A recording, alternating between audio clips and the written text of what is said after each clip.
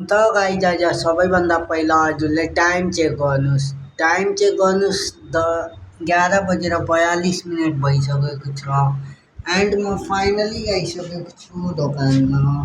अनि गाइज म हजुरलाई सबैभन्दा पहिला सरी भन्न चाहन्छु किनकि 2 दिनदेखि मेरो भिडियो आएको छैन, त्यही भएर हजुरहरूलाई सरी।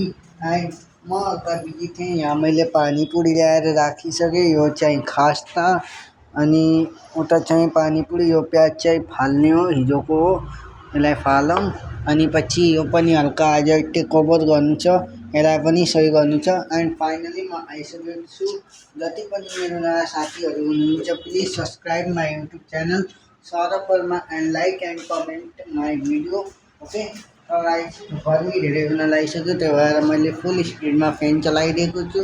एन्ड त्यहाँ हनुमानजी अरू सबै यस्तै हो।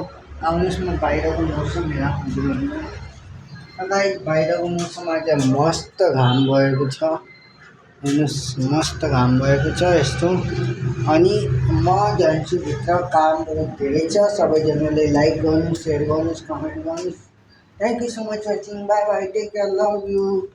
ओके त गाइज हामी गोडाउनमा आइसक्यौँ अनि यताको पनि मिलाउनु छ एन्ड 3टा क्यारेट हामीले यो पनि भरिसक्यौँ, बहुत काम छ। Bye bye, take care, love you, thank you so much for watching, bye bye, take care.